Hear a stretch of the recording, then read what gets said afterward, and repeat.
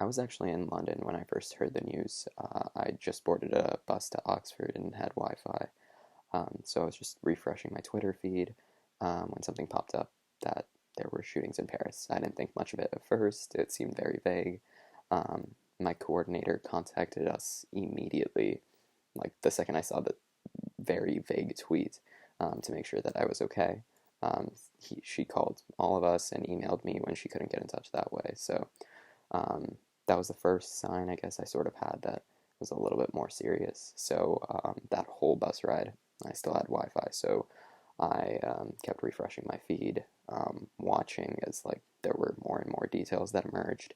Um, and even though I was really far away in London, as I assured everyone that I came into contact with, including my parents, all the people who were messaging me, the fact that people were messaging me, and the fact that I didn't really know what was going on, and that I was sort of so far away um, from Paris, and I could do really nothing but watch helplessly, um, was really hard, and it created this sort of sense of panic. Not real panic, I guess, but just a sense of real discomfort. This whole weekend has been utterly bizarre, and dealing with sort of the aftermath of the attacks while I was there, um, it felt like they'd attacked, a home, a place that has certainly become home over the past few weeks, and it was devastating not to be here and really understand what was going on and have to just um, listen to these sort of news clips that tried to capture it but didn't really have the same experience that I would have had on the ground.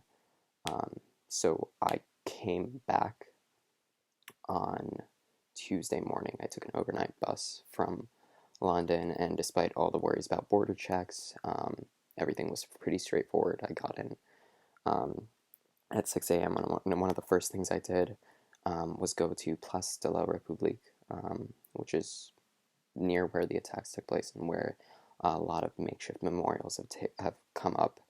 I passed through the place on the way back from the metro station, and there it was still dark out. It was 7 a.m. and there were just beautiful memorials about how the terrorist attacks aren't going to make anyone afraid of living their lives and how life goes on in spite of that. And sort of seeing that was incredibly, incredibly moving, and at the same time, incredibly, incredibly sad.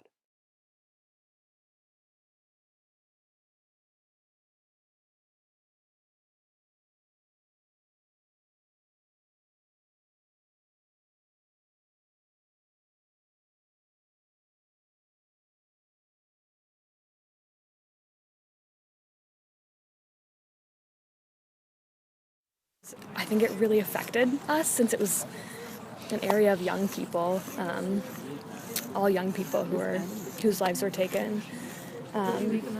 So it's also just like a way for people to like express their feelings and to hopefully heal. I just think this is really important and really cool to see people coming out, whether you're from France or just, in support of humanity in general, to come out and show your support for the French people, and not just the French people, but the people of this world, that peace may prevail. And I think it's important for the Georgetown community to remember that these issues, what happened in Paris, transcends borders, and it affects all of us. So I'm an exchange student from France. I'm here for 1 year.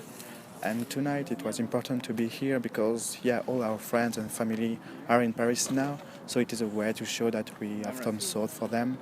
And so, and I'm really happy to see that here in United States people are really nice with us. And they show a lot of love and everything for French people. But I also want to say that yes, there are some attacks in Paris, but we have to know that it happened everywhere in the world, almost every day. So maybe we can have a thought as well for Beirut and other attacks like this. But it's really nice to see that Georgetown is with Paris.